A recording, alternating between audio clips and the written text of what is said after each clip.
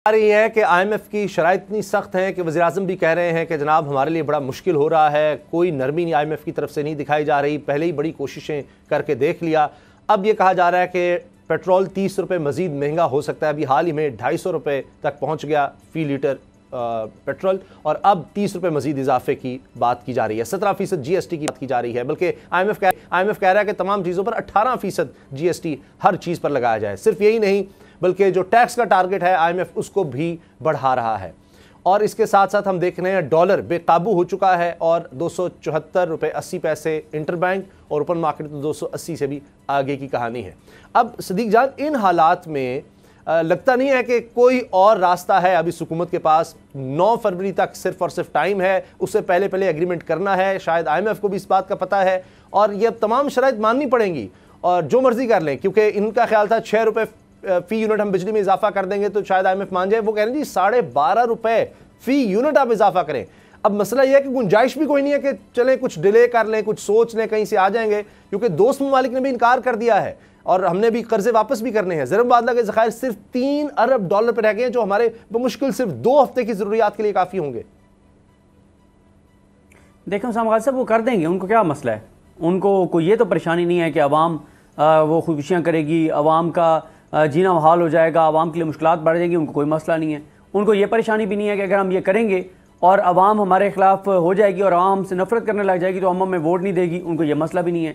देखें, उन्होंने इधर उधर से जहाँ से मंजूरी लेनी थी कीमतें बढ़ाने की, वहाँ से ले ली है। उन्होंने जहाँ से दरकार थी इजाज़त वहाँ से ले लिया और उन्होंने कह दिया कि हुजूर हम ये फ़ैसले ले रहे हैं, हम ये कर रहे हैं और अब इसके ऊपर अवाम में नफरत पैदा होगी, हमें अवाम ने वोट नहीं देना, लेकिन आप बताएं कि हम बन जाएंगे ना, दोबारा हमारा इक़्तिदार आ जाएगा ना। उन्होंने कहा जी बिल्कुल आ जाएगा। उन्होंने कहा चलें जी तबाही फेर दें अवाम की।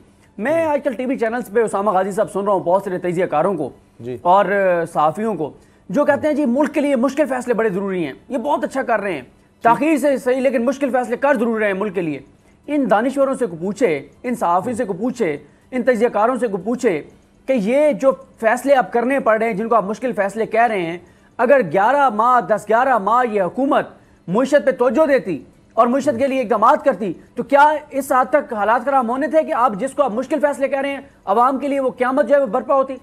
दूसरी बात यह है कि जिनका ये आइडिया था कि जनाब शहबाज शरीफ को लाना है, क्योंकि बड़े ज़बरदस्त एडमिनिस्ट्रेटर हैं, रात को सोते नहीं हैं, सुबह 4 बजे जाग जाते हैं और सड़कों पर आ जाते हैं, नालियाँ चेक करते हैं, गटर चेक करते हैं और जनाब वो बारिश आती है तो बूट पहन के और पानी में खड़े हो जाते हैं।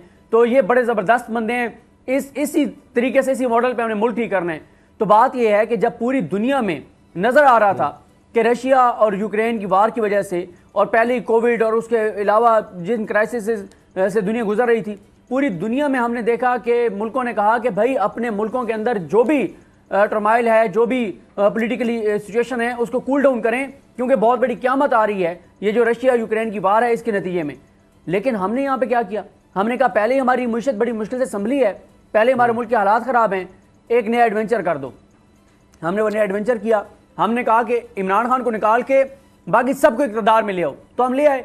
अब आज इन्होंने एपिक्स कमेटी के इजलास में बुलाया तहरीक इंसाफ को, भाई जिनकी वजह से आप कहते हैं कि मुल्क ख़राब हो गया था, जिनकी वजह से आप कहते हैं कि दहशतगर्दी बढ़ गई थी, जिनकी वजह से आप कहते थे महंगाई बढ़ गई है, उनको आप बुला रहे हैं एपिक्स कमेटी में। और वो जो आपने कहा कि आज उन्होंने आर्जी तौर पे इमरान खान को प्लस करने की कोशिश की है, क्योंकि मसला ये है कि ये जो नए खिलवाड़ करने जा रहे हैं उसमें ये तहरीक इंसाफ को भी उस गांध में शामिल करना चाहते थे। लेकिन मेरा ख्याल है तहरीक इंसाफ ने बहुत अच्छा फैसला किया यहाँ ना जाकर, क्योंकि अगर शहबाज शरीफ और नवाज शरीफ गारंटी दे चुके हैं अमरीका को कि हमने आपका आलाकार बनना है, आपका सहूलतकार बनना है, चाबी वाला खिलौना बनना है और हमने दोबारा कोई यहाँ पे ऑपरेशन शुरू करना है या दोबारा हमने अफगानिस्तान में कुछ छेड़छाड़ करनी है, तो मेरा ख्याल है तहरीक इंसाफ ने ना जाकर अच्छा फैसला किया है। अब जो भी करना है इस हुकूमत को करना है और 13 जमातों को करना है। एक ही जमात इक़्तिदार से बाहर है, वो बैठी रहे बाहर। अगर आपको ये वीडियो पसंद आई तो सब्सक्राइब करें और बेल पर क्लिक करें। ये देश है अंधे लोगों का, ऐ चांद यहाँ ना निकला कर, ना डरते हैं ना नादिम हैं, हाँ कहने को वो खादिम हैं।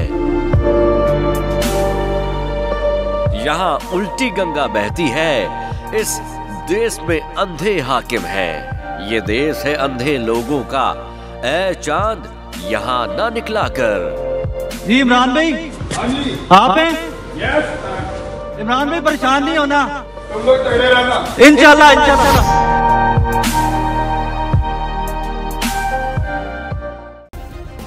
सब्सक्राइब करें और बेल दबाएं ताकि कोई खबर रह न जाए।